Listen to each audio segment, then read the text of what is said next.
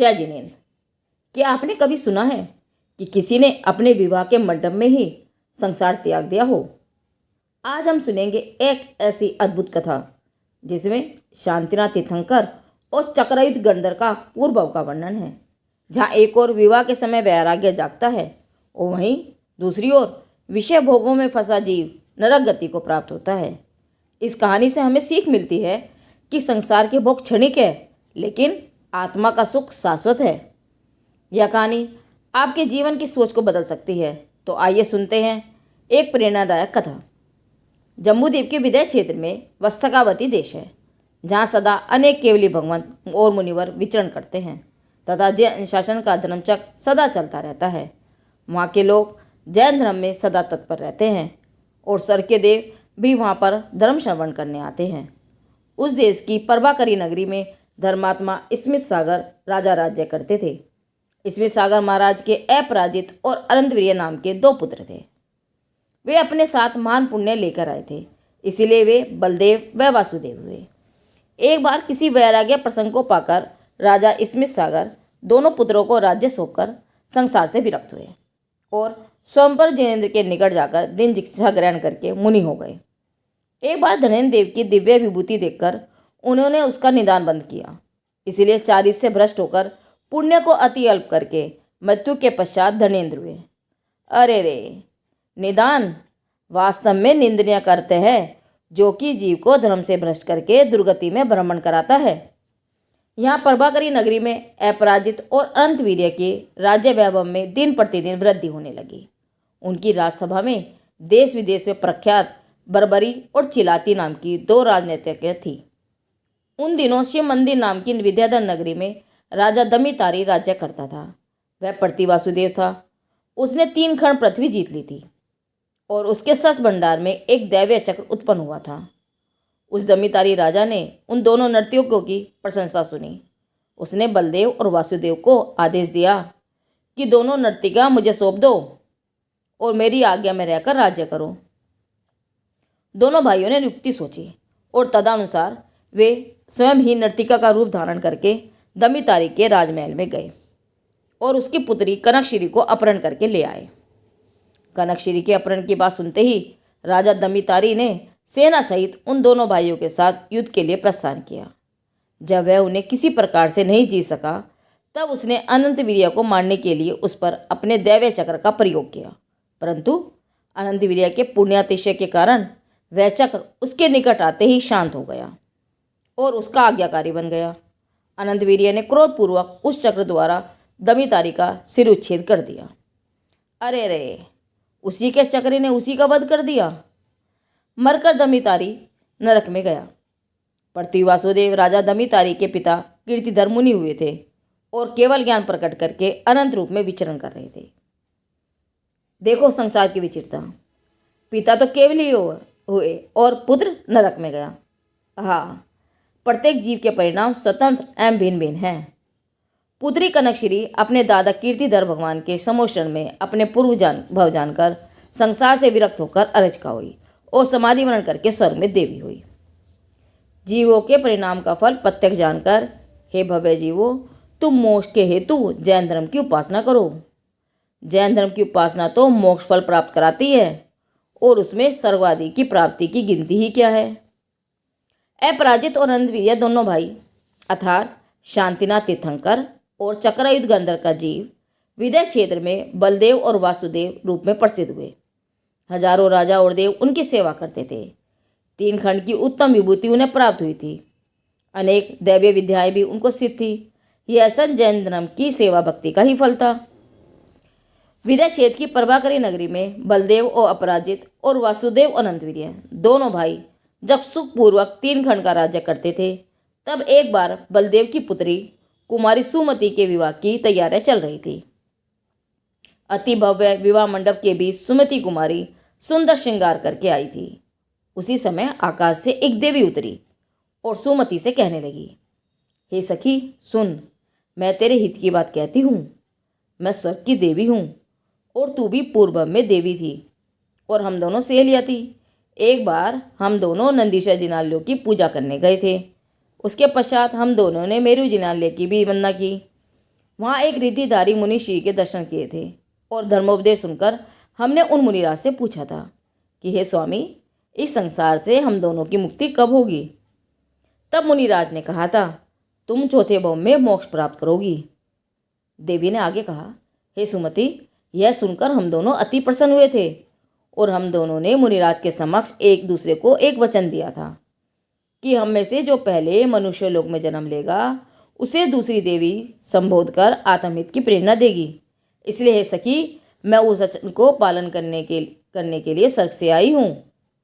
तू इस विषय भोगों में मत पड़, संयम धारण कर और आत्महित कर ले।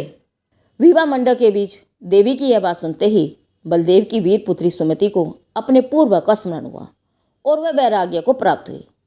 उसने अन्य 700 राजकन्याओं के साथ सुवर्ता नाम की अरेचिका के पास जिन दीक्षा ग्रहण की और आर्यका व्रत का पालन करके स्त्री पर्याय छेद कर उस सुमति के जीव ने 13वें सर्ग में देव पर्याय प्राप्त की। अचानक विवाह मंडप में ही राजकुमारी को विवाह के समय वैराग्य, ऐसी घटना से चारों ओर आश्चर्य फैल गया। बलभद्र का चित्त भी संसार से उदास हो गया। यद्यपि उनको संयम भावना जागृत हुई, किंतु अपने भ्राता अनंत वीर्य के प्रति तीव्र स्नेह के कारण वे संयम धारण नहीं कर सके। ऐसा महान वैराग्य प्रसंग प्रत्यक्ष देख के भी अनंत वीर्य वासुदेव को पूर्व के निदान बंध के मिथ्या संस्कारवश किंचित भी वैराग्य नहीं हुआ। उसका जीवन दिन रात विषय भोगों में ही आसक्त रहा। तीव्र विषय आसक्ति के कारण सदा आर्त रो ध्यान में वर्तता हुआ वह पंच परमेष्टि को भी भूल गया। अरे, जिन धर्मानुग्रह के कारण वह ऐसे पुण्य भोगों को प्राप्त हुआ था, उस धर्म को ही भूल गया। अपने भाई के साथ अनेकों बार वह प्रभु के समोषण में भी जाता और धर्मोपदेश भी सुनता, परंतु उसका चित्त तो विषय भोगों में रंगा रहता। अरे, जिसका चित्त ही मलिन हो, उसके लिए परमात्मा का संयोग भी क्या कर सकेगा। तीव्र आरंभ परिग्रह के कलुषित भाव के कारण वह अनंत वीर्य रो ध्यान पूर्वक मरकर नरक में गया। वह अर्चक्रवर्ती का जीव महाभयंकर नरक के बिल में औंधे मुंह नीचे की ओर कर्कश भूमि पर जा गिरा। नरक भूमि के स्पर्श से उसे इतना भयंकर दुख हुआ कि पुनः 500 धनुष ऊपर उछला और फिर नीचे गिरा और गिरते ही खंड खंड हो गया, जिससे उसे असहनीय शारीरिक वेदना हुई। पुनः शरीर पारे की भांति जुड़ गया। उसे देखते ही दूसरे हजारों नारकी उसे आकर मारने लगे। ऐसे भयंकर दुख देखकर उसे विचार आया, अरे, मैं कौन हूँ, कहाँ पड़ा हूँ, मुझे अकारण ही इतना दुख देने वाले यह क्रूर जीव कौन है, मुझे क्यों इतनी भयंकर पीड़ा दी जा रही है। अरे, मैं कहाँ जाऊँ, अपना दुख किससे कहूँ, यहाँ मुझे कौन बचाएगा। भीषण ताप और भूख प्यास के कारण मुझे मृत्यु से भी अधिक वेदना हो रही है। मुझे बहुत प्यास लगी है, लेकिन पानी कहाँ मिलेगा। और इस प्रकार दुखों से चिल्लाता हुआ वह जीव इधर से उधर भटकने लगा। तभी उसने कुअवधि ज्ञान से जाना कि अरे, यह तो नरक भूमि है। पापों के फल से मैं नरक भूमि में आ पड़ा हूँ और यह परम अधर्मी असुरदेव अन्य नारकियों को पूर्व की याद दिलाकर भयंकर दुख देने के लिए प्रेरित कर मुझे मेरे पापों का फल चखा रहे हैं। अरे, दुर्लभ मनुष्य भाव विषय भोगों में गंवाकर मैं इस घोर नरक में आ पड़ा हूँ। मुझ मूर्ख ने पूर्व में धर्म के फल में भोग्यों की चाह करके सम्यक रूपी अमृत को विनष्ट कर दिया और विष समान विषयों की लालसा रखी। अरे रे, मैंने पुण्य फल स्वरूप राख के लिए सम्यक रूप चिंतामणि रतन खो दिया। उस भूल के कारण मुझे वर्तमान में कैसे भयंकर दुख भोगने पड़ रहे हैं। अरे, विषयों में तो मुझे किंचित सुख नहीं मिला, अपितु उनके फल से मैं इस नरक रूप दुखों समुद्र में आ पड़ा हूँ। पूर्व में तीर्थंकर परमात्मा ने समझाया था कि अरे भाई, बाह्य विषयों में सुख है ही कहाँ, सुख तो आत्मा में है। उस समय मैंने उस बात पर ध्यान नहीं दिया। अब मैं अतीन्द्रिय आत्म सुख की प्रीति करके पुनः अपने सम्यक को ग्रहण करूँगा, जिससे फिर कभी ऐसे घोर नरकों के दुख भोगने ना पड़े। इस प्रकार पश्चाताप सहित नरक के घोर अति घोर दुखों को सहन करता हुआ वह अनंत वीर्य का जीव अपनी असंख्यात वर्ष की नरक आयु का एक एक पल बड़ी कठिनता पूर्वक रो रो कर व्यतीत कर रहा था। अरे रे, उसके दुख का अल्प वर्णन करते भी कपकपी आती है तो वह दुख सहन करने वाले को और पीड़ा को तो क्या कहें। वह तो वहाँ की वेदना सहन करने वाला या केवली प्रभु ही जाने। वहाँ नरक में भयंकर वेदना के काल में भी अपने पूर्व के पिता ईश्वी सागर, जो कि निदान बंद करके धरने हुए थे, उनके संबोधन से उस अनंत वीर्य वासुदेव के जीव ने सम्यक प्राप्त कर पुण्य मोक्ष मार्ग में गमन किया। इधर प्रभाकरी नगरी में अपने भ्राता अनंत वीर्य वासुदेव की अचानक मृत्यु हो जाने से अपराजित बलभद्र को तीव्र आघात लगा। मेरे भाई की मृत्यु हो चुकी है, ऐसा स्वीकार करने का उनका मन तैयार ही नहीं होता था। यद्यपि स्वातंत्र तत्व के संबंध में उस समय भी उनका ज्ञान जागृत था, परंतु भाई इसके स्नेह के कारण मृतक को जीवित मानने की परज्ञ संबंधी भूल कर बैठे। वे अनंत वीर्य के मृत शरीर को कंधे पर उठाकर 6 माह तक इधर उधर घूमते फिरे, उसके साथ बात करने की तथा खिलाने पिलाने की चेष्टाएं करते रहे। अहो, धर्मात्मा ज्ञानियों की परिणति का यह आश्चर्यजनक सत्य कैसा अद्भुत है।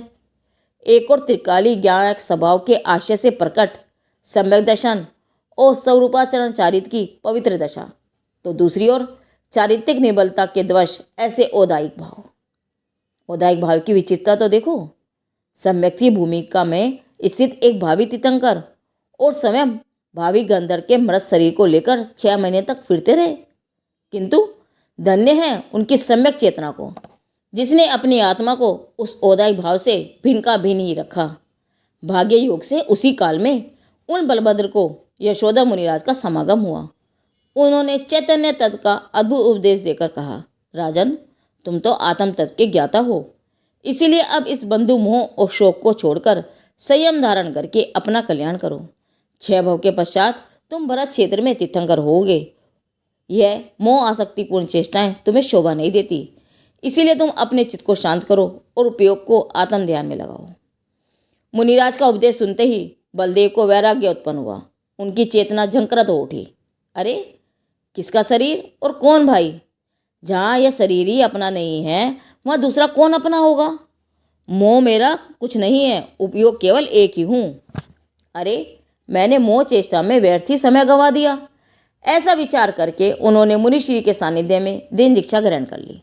दीक्षा लेकर उन अपराजित ने अपना मन आत्म साधना में लगाया और अंत समय में उत्तम ध्यानपूर्वक शरीर का त्याग करके वे महात्मा 16वें अच्युत सर्वमित इंद्र हुए। कुछ काल पश्चात मुक्ति श्री को प्राप्त करके अभी साधी अनंत समाधि सुख में विराजमान है। तो मित्रों, इस कहानी से हमें सीख मिलती है कि संसार के भोग क्षणिक है, लेकिन आत्मा का सुख शाश्वत है। यदि यह कहानी आपको पसंद आई हो तो वीडियो को लाइक करें, शेयर करें और चैनल को सब्सक्राइब करना ना भूलें। यह कथानक धन्य मुनिराज हमारे, जिसके संकलनकर्ता पंडित देवेंद्र कुमार जैन जी हैं। जिनदेव की वाणी आगम वाणी।